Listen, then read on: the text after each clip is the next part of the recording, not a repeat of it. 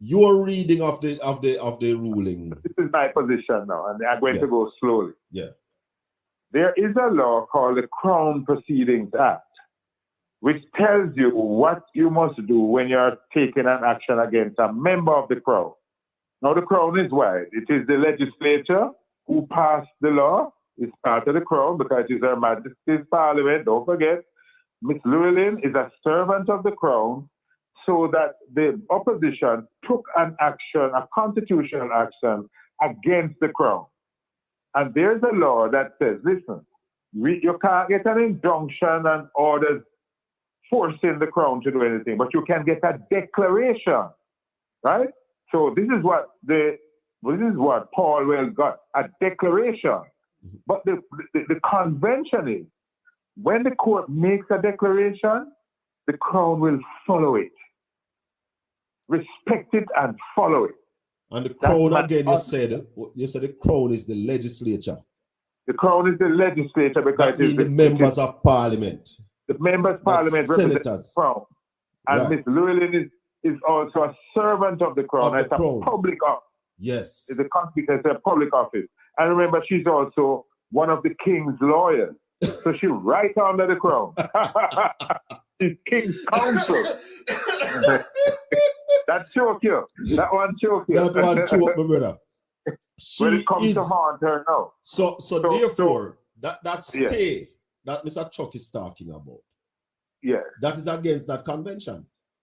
No, be careful now. Remember now that any of us go to court, and you must accept this, Ben, and a court say, hey, we can go to the Court of Appeal to challenge that decision, don't it? Everybody have a right. The government can go to the Court of Appeal.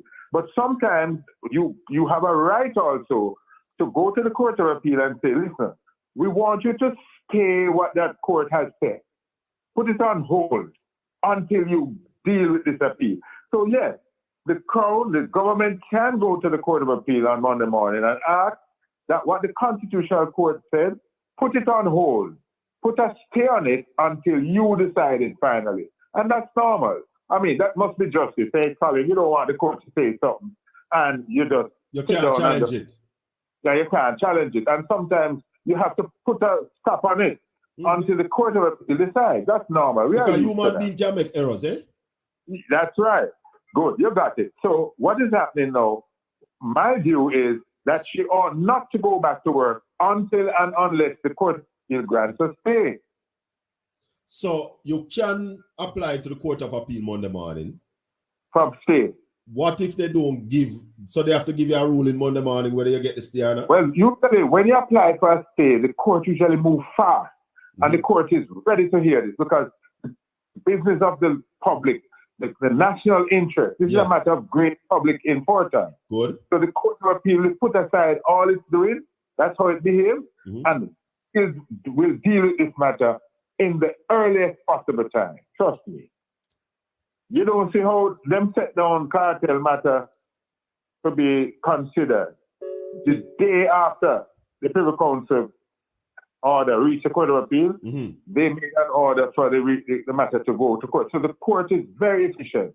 The Jamaican Court of Appeal will move on it. I suspect that the court will hear this matter on Monday morning. But listen now, Bill. Talk to me. When the court is going to grant a stay, it looks at if the judgment is very correct, they will say, listen, I don't think we're going to trouble that judgment. You know? So what if that happens Monday? If that Court of Appeal she'll have to pack her bags and go. And the Court of Appeal is how many judges? How many judges? Three.